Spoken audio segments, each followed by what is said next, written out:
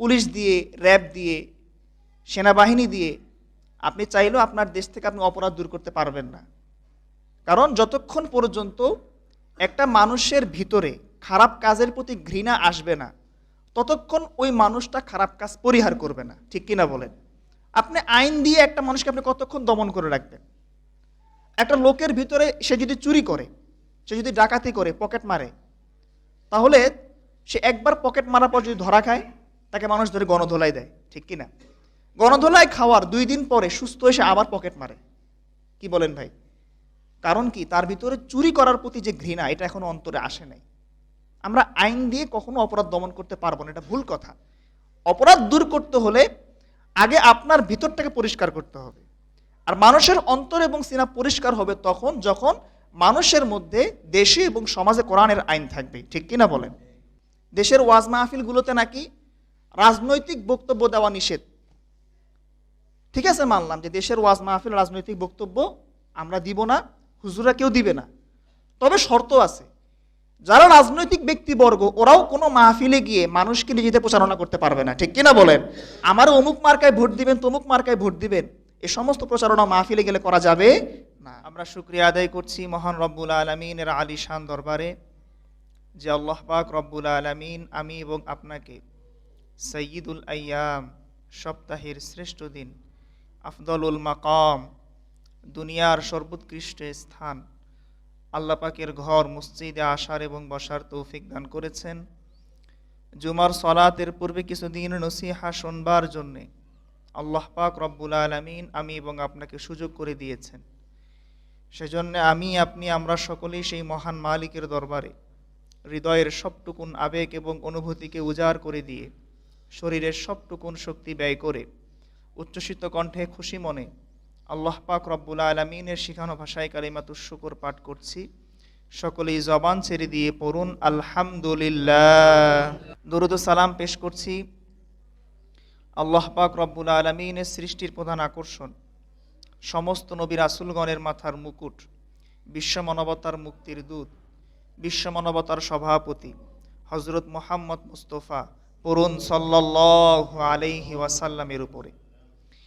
যে নবীকে আল্লাহ পাক রব্বুল আলামিন পৃথিবীতে পাঠিয়েছেন, আল্লাহ বলছেন ওয়ামা আরসালনাকা ইল্লা রাহমাতাল লিল আলামিন, যে নবী আমি আপনাকে পাঠিয়েছি পুরো বিশ্ববাসীর জন্য রহমত করে।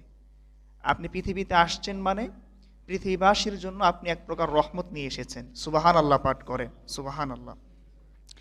আমাদের নবী যখন পৃথিবীতে আসে নাই, তখন পৃথিবীর মানুষগুলো অন্ধকারে ডুবেছিল। বিশেষ করে আরবের মানুষ যারা ছিল, মক্কার মানুষ যারা ছিল, তাদের মাঝে জাহিলিয়াত, মূর্খতা এবং বর্বরতার সয়লাব ছিল। তাদের সময়টা ছিল খুবই খারাপ। আমরা গত জুমাতে আপনাদেরকে ছোট্ট করে ইতিহাস বলেছিলাম যে পৃথিবীতে সর্বপ্রথম মূর্তি পূজা শুরু হয়েছিল আল্লাহ পাকের পয়গম্বর নূহ আলাইহিস সালামের সম্প্রদায়ের মাধ্যমে। তো নূহ আলাইহিস সালামের পরবর্তী আরো যত নবী রাসূলগণ আসছেন, তারা মানুষদেরকে দাওয়াতের মাধ্যমে মূর্তি পূজা থেকে ফিরিয়ে আল্লাহর দিকে নিয়েছেন। এখন প্রশ্ন আসতে পারে যে আরবে মক্কা নগরীতে মূর্তি পূজা কিভাবে শুরু হলো? মক্কা নগরীতে মূর্তি পূজা আসলো কেমন করে? তো মক্কা নগরীর মানুষ যারা ছিল, আরবের মানুষ যারা ছিল, তারা কিন্তু প্রাথমিক পর্যায়ে কেউ মূর্তি পূজারী ছিল না, বরং সবাই তারা দ্বীনে হানিফ অর্থাৎ ইব্রাহিম আলাইহিস সালামের রেখে যাওয়া দ্বীনের উপর তারা চলতো। সুবহানাল্লাহ পাঠ করেন। আচ্ছা, ইব্রাহিম আলাইহিস সালাম কি মূর্তি পূজারী ছিলেন? না, বরং তিনি মূর্তিকে ভেঙেছেন। তিনি মূর্তি পূজা করতেন না, বরং যারা মূর্তি পূজা করতেন, আমরা ইতিহাস অনেকেই জানি, তিনি মূর্তিগুলো ভেঙে যারা মূর্তি পূজারী এদেরকে শিক্ষা দিয়েছেন। তিনি বুঝিয়েছেন যে মূর্তি কথা বলতে পারে না, যে মূর্তি খাবার খেতে পারে না, যে মূর্তি নিজের লাভ ক্ষতির মালিক না, যে নিজেকে আত্মরক্ষা করতে পারে না, সে মূর্তি কখনো তোমাদের রব হতে পারে না। ঠিক কিনা বলেন? তো এই যে ইব্রাহিম আলাইহিস সালামের আদর্শ, এই আদর্শের উপর আরবের মানুষগুলো ছিল। কিভাবে আরবের জমিনে মূর্তি পূজাটা শুরু হলো, এটা আমাদের জানতে হবে ইতিহাস থেকে। ইতিহাস আমাদেরকে বলে তৎকালীন সময়ে মক্কা নগরীতে একজন বুজুর্গ মানুষ ছিলেন, যাকে সবাই মনে করত ইমাম, যার কথা সবাই মেনে চলত। তার নামটা ছিল আমর বিন লুহাই। কি নাম? আমর বিন লুহাই। তো আমর বিন লুহাই, মক্কা নগরে মানুষ তাকে খুব শ্রদ্ধা করত। তো তিনি একবার শাম দেশের সফরে গেলেন। যেহেতু শাম দেশে অনেক নবী রাসূলদের আগমন হয়েছে সিরিয়াতে, তিনি শাম দেশে সফরে গিয়ে দেখলেন যে শামের মানুষেরা তারা মূর্তির পূজা করতেছে, নাউজুবিল্লাহ পাঠ করেন। তিনি চিন্তা করলেন, যেহেতু শাম দেশে অনেক নবী রাসূলদের আগমন হয়েছে, সুতরাং মূর্তি পূজা খারাপ কোনো কিছু না। তো তিনি ওই শাম দেশ থেকে একটা মূর্তি আরবে নিয়ে এসেছেন, মক্কায় নিয়ে এসেছেন। ওই মূর্তির নামটা ছিল হুবল মূর্তি। এই হুবল মূর্তিটাকে তিনি যখন মক্কায় আনলেন, এবার মক্কার মানুষদেরকে তিনি দাওয়াত দিলেন, তোমরা তোমাদের বাড়িতে ঘরে তোমরা মূর্তিকে স্থাপন করো। আরবের মানুষেরা মূর্তি স্থাপন করা শুরু করলো। এভাবেই ধীরে ধীরে ধীরে ধীরে আরবের জমিনে মক্কা নগরীতে আল্লাহ পাকের ইবাদত বাদ দিয়ে মূর্তি পূজা শুরু হয়ে গেল। ইতিহাসকে বুঝতে পারছেন সংক্ষেপে? আমার নবী যেদিন মক্কা বিজয় করেছেন, আমরা গত জুমাতে আপনাদেরকে বলেছিলাম বিজয় দিবসের কথা, নবীজির মক্কা বিজয়ের কথা। তো নবী যখন মক্কা বিজয় করে যখন আসছেন, মক্কায় ঢুকছেন, তখনও কাবা শরীফের আশেপাশে এবং কাবা শরীফের ভিতরে 360টা মূর্তি ছিল। হাদিসে আসছে নবীজি প্রত্যেকটা মূর্তিকে তিনি ভেঙেছেন, আর তিনি বলেছেন কুল জা আল হক ওয়া যাহাকাল বাতিল, যে হক চলে আসছে এবং বাতিল বিতাড়িত হয়েছে। কথা কি বুঝতে পারছেন? এভাবেই আরবের জমিনে মূর্তি পূজা শুরু হয়েছিল। এবং আমার নবীজি তিনি পৃথিবীতে আসার পরে, মক্কা বিজয় করার পরে, তিনি মূর্তিগুলোকে ভেঙে তিনি আবারও পুনরায় আল্লাহ পাক রব্বুল আলামিনের একত্ববাদকে তিনি সেখানে প্রতিষ্ঠিত করেছেন। এই জাহিলি যুগের মানুষদের বড় বড় 5টা অপরাধ ছিল। 1 নাম্বার, জাহিলি যুগের মানুষদের অপরাধ ছিল তারা ইবাদতের ক্ষেত্রে শিরিক করত, আল্লাহর পূজা করত না, বরং তারা মূর্তির পূজা করত। 2 নাম্বার, জাহিলি যুগের মানুষ তারা প্রচুর পরিমাণে সুদখোর ছিল, তারা সুদ খেত। 3 নাম্বার, জাহিলি মানুষদের আরেকটা স্বভাব ছিল, তারা প্রচুর পরিমাণে মদ্যপান করত। আজকে আমার সমাজের ভিতরে মদ খায়, বোতল খায়, এরকম কিছু মানুষ আছে না নাই বলেন? সুদের গুনাহের সঙ্গে জড়িত এরকম মানুষ আছে না নাই বলেন? আছে। 4 নাম্বার, তাদের গুনাহ ছিল তারা নারীদেরকে প্রচুর পরিমাণ অবমাননা করত, নারীদের সঙ্গে তারা ব্যভিচার করত, নারীদেরকে তারা ধর্ষণ করত। ইতিহাসের কিতাব খুললে পাওয়া যায় একজন নারীর সাথে 10 জন পুরুষ ব্যভিচার করত। যখন সেই নারীটা গর্ভবতী হয়ে যেত, বাচ্চাকে যখন সে প্রসব করত, তখন ওই নারীটা 10 জন পুরুষকে ডাক দিত। ডাকার পরে ওই নারী যেই পুরুষকে বলতো এই সন্তানটা হলো তোমার সন্তান, ওই পুরুষকে ওই সন্তানের দায়িত্ব নেওয়া লাগতো। নাউজুবিল্লাহ পাঠ করেন। প্রিয় ভাইরা আমার, একটু বুঝে থাকলে উত্তর দিবেন, একজন নারীর সঙ্গে যদি 10 জন পুরুষ ব্যভিচার করে, বাচ্চাটা কোন পুরুষের এটা বুঝার কোনো কায়দা আছে নাকি বলেন? কোনো কায়দা আছে? কিন্তু জাহিলি যুগের নিয়ম কানুনটা এমনই ছিল। তারা ওই নারীটাকে ডাকতো, ডাকার পরে বলতো বাচ্চাটা আপনার, দায়িত্ব নিতে হবে আপনার, সে দায়িত্ব নিতে বাধ্য থাকতো।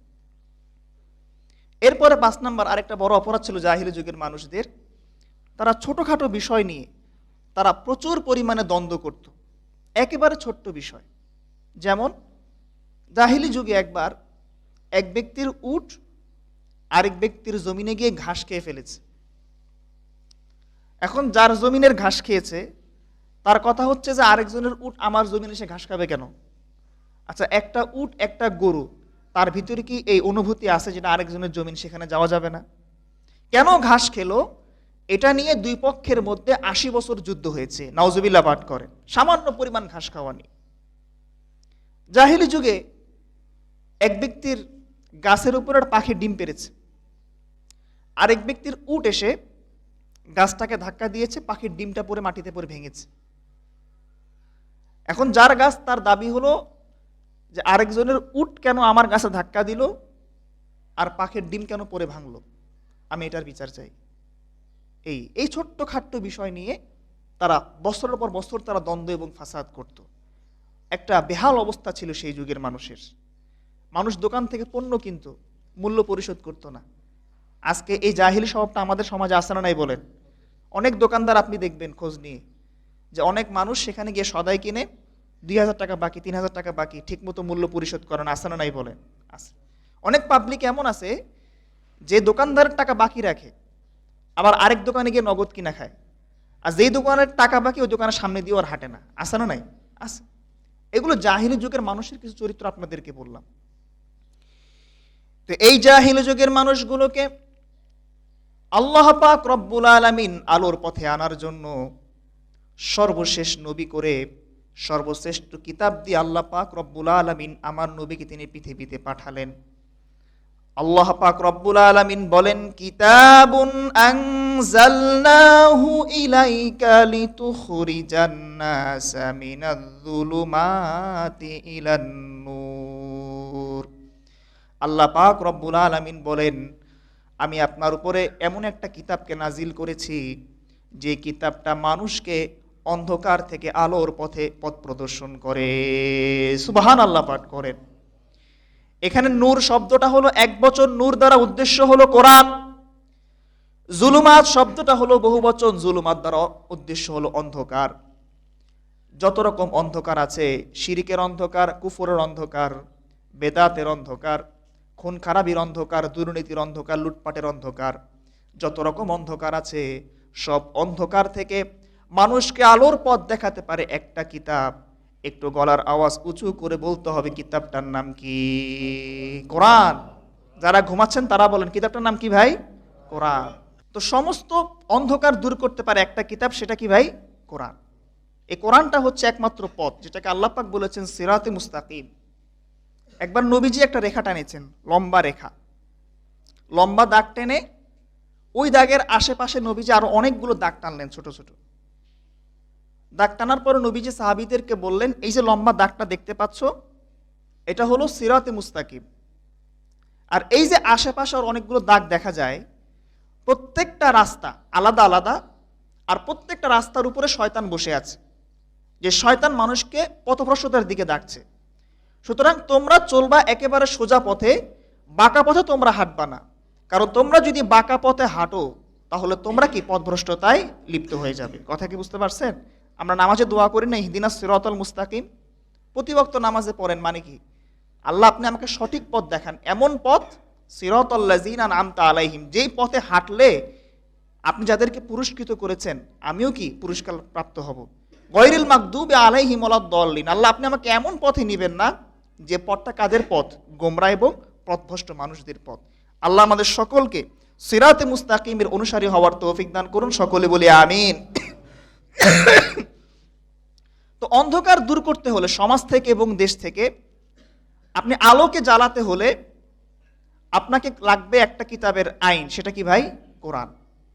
আপনি যত আইন কানুন দেশে আপনি করেন না কেন, পুলিশ দিয়ে, র্যাব দিয়ে, সেনাবাহিনী দিয়ে, আপনি চাইলেও আপনার দেশ থেকে আপনি অপরাধ দূর করতে পারবেন না। কারণ যতক্ষণ পর্যন্ত একটা মানুষের ভিতরে খারাপ কাজের প্রতি ঘৃণা আসবে না, ততক্ষণ ওই মানুষটা খারাপ কাজ পরিহার করবে না। ঠিক কিনা বলেন? আপনি আইন দিয়ে একটা মানুষকে আপনি কতক্ষণ দমন করে রাখবেন? একটা লোকের ভিতরে সে যদি চুরি করে, সে যদি ডাকাতি করে, পকেট মারে, তাহলে সে একবার পকেট মারার পর যদি ধরা খায়, তাকে মানুষ ধরে গণধোলাই দেয়। ঠিক কিনা? গণধোলাই খাওয়ার 2 দিন পরে সুস্থ এসে আবার পকেট মারে। কি বলেন ভাই? কারণ কি? তার ভিতরে চুরি করার প্রতি যে ঘৃণা, এটা এখনো অন্তরে আসে নাই। আমরা আইন দিয়ে কখনো অপরাধ দমন করতে পারবো না, এটা ভুল কথা। অপরাধ দূর করতে হলে আগে আপনার ভিতরটাকে পরিষ্কার করতে হবে। আর মানুষের অন্তর এবং সিনা পরিষ্কার হবে তখন, যখন মানুষের মধ্যে দেশে এবং সমাজে কোরআনের আইন থাকবে। ঠিক কিনা বলেন? আজকে কোরআনের আইন আমাদের দেশে আছে বলেন? জাহিলিয়াতের রীতিনীতি, জাহিলিয়াতের ওই নিয়ম কানুনগুলো দ্বারা আজকে আমার পুরো দেশটা ভরে আছে। আপনি হয়তো খবর নাই আপনার। আল্লাহ এই জন্য হয়তো বলেছেন কোরআন শরীফে, আফা হুকমাল জাহিলিয়াতি ইয়াবগুন, তারা জাহিলিয়াতের বিধিবিধানকে তালাশ করে, পছন্দ করে। ওমান আহসানু মিনাল্লাহি হুকমান লিকওমি ইউকিনুন। আল্লাহ বলছেন, আল্লাহ পাক রব্বুল আলামিনের যে বিধান, আল্লাহ পাকের যে আইন, আল্লাহ পাকের যে ফায়সালা, যারা বিশ্বাসী বান্দা, এদের জন্য এই ফায়সালার থেকে উত্তম আর কোনো ফায়সালা হতে পারে না। ঠিক কিনা বলেন? আমরা জাহিলি যুগকে আমরা গালি দেই, বর্বরতার যুগকে আমরা গালি দেই। একটা মানুষ খারাপ কাজ করে তাকে আমরা বলি মূর্খ, বর্বর। আমরা যে কতটা বর্বর আর আমাদের দেশ যে কতটা জাহিলিয়াতে ভরপুর, ওই খবর কিন্তু আমাদের নেই। আছে? এই যে একটা ছেলে মারা গেল, তরুণ রাজনীতিবিদ, একজন জুলাই বিপ্লবী সৈনিক, একজন অকুতোভয় আল্লাহ পাকের বান্দা শরীফ ওসমান হাদি, গতকাল সে ইন্তেকাল করেছে। আল্লাহ পাক তাকে জান্নাতবাসী করুন, সকলে বলি আমিন। আচ্ছা, এই যে একটা ছেলে মারা গেল শরীফ ওসমান হাদি, তাকে গুলি করে হত্যা করা হলো প্রকাশ্যে দিবালোকে। ইতিপূর্বে আমরা দেখেছি অভ্যুত্থানের সময় আবু সাইদ মুগ্ধকে গুলি করে হত্যা করা হয়েছে। এর আগে আবরার ফাহাদের মতো মেধাবী একজন শিক্ষার্থীকে বুয়েটের হলে পিটিয়ে হত্যা করা হয়েছে। আপনি জাহিল যুগকে আপনি গালি দিচ্ছেন, কিন্তু আপনার দেশে আপনার সমাজে এই যে মেধাবী মানুষগুলোকে গুলি করে পিটিয়ে দিবালোকে হত্যা করা হচ্ছে, আমি তো বলি যে আপনি মনে করতে পারেন যে বাংলাদেশ ডিজিটাল বাংলাদেশ, কিন্তু আমি বলি যে না, আমার দেশটা বর্তমানে একটা নব্য আইয়ামে জাহিলিয়াতে পরিণত হয়েছে। ঠিক কিনা বলেন? যেই ছেলেটা মারলো তার নামটা কি? নিষিদ্ধ ছাত্র আব্দুল করিম। হ্যাঁ, আমি তো ভদ্র ভাষায় বলি নিষিদ্ধ লীগ, কিন্তু মানুষ বলে কুত্তা লীগ। ঠিক কিনা বলেন? মানে এদের ক্ষেত্রে কুত্তা লীগ শব্দটাই আমি মনে হয় যে ভদ্রতা। ঠিক কিনা বলেন? কারণ যতক্ষণ পর্যন্ত এই লীগের কুকুরগুলো বাংলাদেশে থাকবে, ততক্ষণ পর্যন্ত আপনি আপনার বাংলাদেশ শান্তি প্রতিষ্ঠা করতে পারবেন না। ঠিক কিনা বলেন? এদেরকে উৎখাত করা ছাড়া আপনার দেশ কখনো স্থিতিশীল হবে না, আপনি খাতায় লিখে রাখতে পারেন। একটা তরুণ রাজনীতিবিদকে কিভাবে সে গুলি করে হত্যা করে ফেলল, আপনি চিন্তা করে দেখেন। আচ্ছা ভাই, যে ব্যক্তি মারলো সে কি এখন শান্তিতে আছে বলেন? হ্যাঁ, সে এখন পলাতক, তার স্ত্রী জেল হাজতে, তার বান্ধবী আটক, বাপ মা সবাই গ্রেফতার পুলিশের কাছে। নিজের জীবনে শান্তি শেষ, পরিবারের শান্তি শেষ। তার বাড়ি যেখানে নরসিংদী, খোঁজ নিয়ে দেখেন, তার নরসিংদী এলাকার সমস্ত মানুষ তাকে ধিক্কার দিচ্ছে। সর্বোপরি কথা হচ্ছে, দেশের 18 কোটি মানুষ তাকে প্রতিনিয়ত অভিশাপ দিচ্ছে। ঠিক কিনা বলেন? একটা মানুষকে মারার কারণে। আর শরীফ ওসমান হাদি দেশের স্বার্থে কথা বলেছে, আমার দেশের ভূখণ্ড সে অক্ষুণ্ণ রাখার ব্যাপারে সে প্রতিবাদ করেছে। আজকে আপনি দেখেন, সে মারা গিয়েছে না, তাকে গুলি করা হয়েছে গত 1 সপ্তাহ আগে, গত শুক্রবারে, আর সে মারা গেল গতকাল শুক্রবার দিবাগত রাতে। ভাই, সে তো চাইলে, মানে আল্লাহ পাক তো চাইলে তাকে গত শুক্রবার নিয়ে যেতে পারতেন না? তাকে যে আল্লাহ পাক আরো 1টা সপ্তাহ হায়াত দিয়েছেন। আমার তো মনে হয় যে সমস্ত মানুষগুলো শরীফ ওসমান হাদিকে চিনতো না এবং জানতো না, তারাও এই 1টা সপ্তাহে তারা হাদিকে চিনেছে। ঠিক কিনা? ব্যক্তিগতভাবে আমি কিন্তু হাদিকে এত চিনতাম না। আমার সামনে ভিডিও আসলে আমি স্কিপ করতাম বা 2-1টা কথা শুনতাম। আমার বাবা মা কেউ হাদিকে চিনতো না। অনেক মানুষ আপনারা এখানে চিনতেন না যে হাদিটা কে। কিন্তু আজকে তাকে যে আল্লাহ পাক আরো 1টা সপ্তাহ হায়াত দিলেন গুলিবিদ্ধ হওয়ার পরে, আজকে দেশের প্রতিটা মানুষের মুখে মুখে আজকে হাদির নাম। ঠিক কিনা বলেন? প্রত্যেকটা মানুষের মুখে মুখে আজকে হাদির নাম। দেশের 18 কোটি মানুষ আজকে তার জন্য দোয়া করতেছে। আমরা দোয়া করি আল্লাহ পাক রব্বুল আলামিন তাকে শহীদ হিসেবে কবুল করে জান্নাতের মেহমান বানিয়ে দিন। সকলে বলছে আল্লাহুম্মা আমিন। ভাই, দেশের স্বার্থে কথা বলার মতো এরকম আরো অনেক হাদি তৈরি হয়ে যাবে। ঠিক কিনা? হাদি নিজেই তো বলে গিয়েছে মৃত্যুর আগে যে যে কোনো সময় আমাকে শুট করা হতে পারে, আমাকে গুলি করে মেরে ফেলা হতে পারে।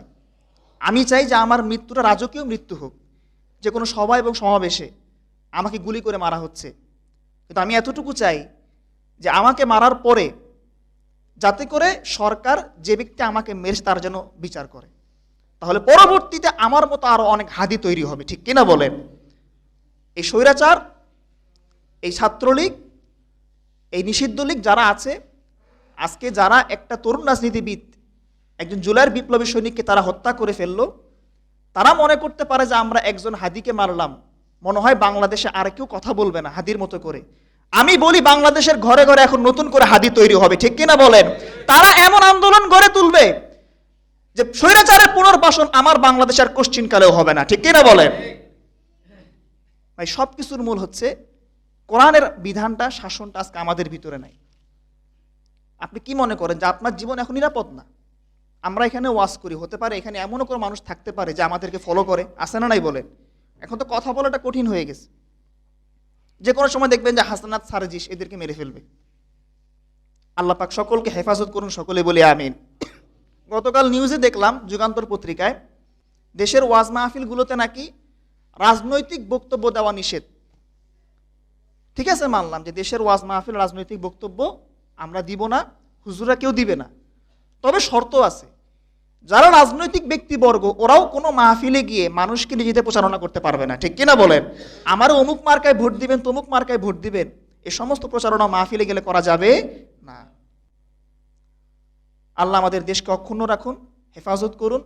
বিশেষ করে যারা ভারতীয় আধিপত্যবাদের বিরুদ্ধে কথা বলে, আল্লাহ পাক সকল তরুণ যুবককে হেফাজত করুন, সকলে বলি আমিন। আমরা সকলে নামাজের পরে আজকে প্রধান উপদেষ্টার মানে তিনি সবাইকে আদেশ দিয়েছেন প্রতিটা মসজিদে আজকে যেন হাদির জন্য দোয়া করা হয়। আমরা দোয়া করবো ইনশাআল্লাহ। প্রিয় ভাইরা আমার, বলছিলাম কোরআনের কথা। কোরআনের নূরটা আজকে আমাদের ভিতরে নাই। যারা কোরআন থেকে দূরে সরে যায় এদের পরিণতি কি হবে, বা এদের পরিণতির ব্যাপারে আল্লাহ পাক কি বলেছেন খেয়াল করেন। আল্লাহ পাক রব্বুল আলামিন বলেন, ওয়ামান আরাদা আন যিকরি ফাইন্না লাহু মাঈশাতান দানকা ওয়া নাহশুরুহু ইয়াওমাল কিয়ামাতি আ'মা ক্বালা রাব্বি লিমা হাশারতানি আ'মা ওয়া ক্বাদ কুনতু বাসীরা ক্বালা কাযালিকা আতাতকা আয়াতুনা ফানাসিতাহা ওয়াকাযালিকাল ইয়াউমা তুনসা। আল্লাহ পাক রব্বুল আলামিন বলেন, যারা কিনা আমার জিকির থেকে, যারা কিনা আমার কোরআন থেকে, আমার স্মরণ থেকে যারা কিনা চেহারাকে ফিরিয়ে নিবে, আল্লাহ পাক বলেন আমি আল্লাহ পাক দুনিয়ার জমিনে সমস্ত মানুষদের জীবনটাকে সংকীর্ণ করে দেব। তারা কাল কিয়ামতের দিন অন্ধ অবস্থায় হাসরের ময়দানে উঠবে, আর তারা আল্লাহ পাক রব্বুল আলামিনকে বলবে যে মালিক, আমরা দুনিয়ার জমিনে চক্ষুমান ছিলাম, আজকে আমরা কেন হাসরের ময়দানে অন্ধ হয়ে উঠলাম? আমার আল্লাহ পাক রব্বুল আলামিন তখন তাদেরকে বলবেন, তোমরা যেরকম দুনিয়াতে আমি আল্লাহ পাক রব্বুল আলামিনকে ভুলে গিয়েছিলে, আজকে হাসরের কঠিন ময়দানেও আমি আল্লাহ পাক রব্বুল আলামিন তোমাদেরকে ভুলে গেলাম। নাউজুবিল্লাহ পাঠ করেন। আসেন আমরা আয়াতের সংক্ষিপ্ত ব্যাখ্যা করে আলোচনাটা শেষ করছি। আল্লাহ পাক বলছেন, যারা দুনিয়াতে আল্লাহর জিকির থেকে, স্মরণ থেকে চেহারাকে ফেরাই নিবে, তাদের জীবনটাকে আল্লাহ সংকীর্ণ করবেন। এখন আপনি বলতে পারেন যে হুজুর, আমাদের সমাজের অনেক মানুষ, দেশের অনেক মানুষ দেখি নামাজই ঠিক মতো পড়ে না, কিন্তু ওদের জীবনে দেখি সম্পদের অভাব নাই, টাকা পয়সার অভাব নাই, আসানা নাই।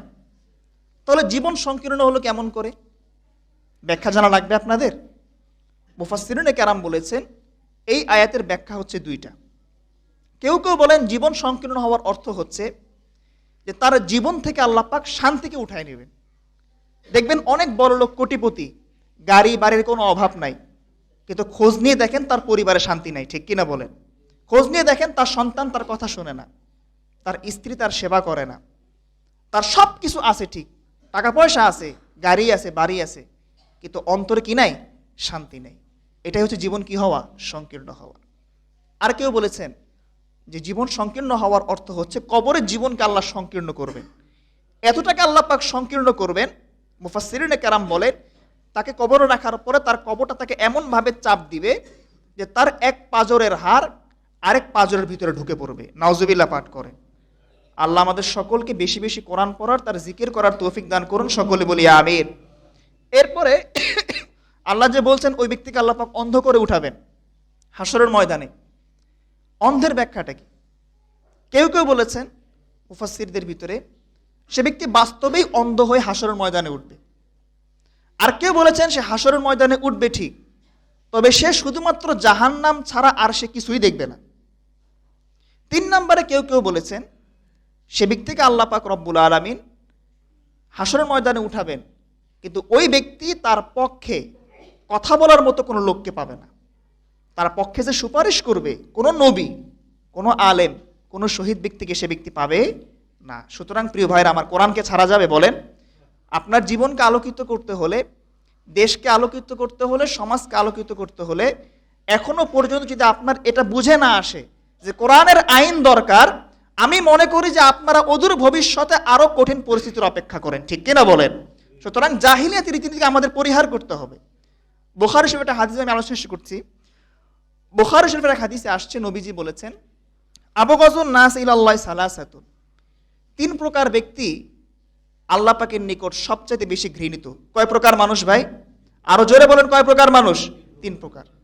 1 নম্বর হচ্ছে মুলহিদুন ফিল হারামি, যে ব্যক্তি কিনা কাবা শরীফের ভিতরে অন্যায় কাজ করে।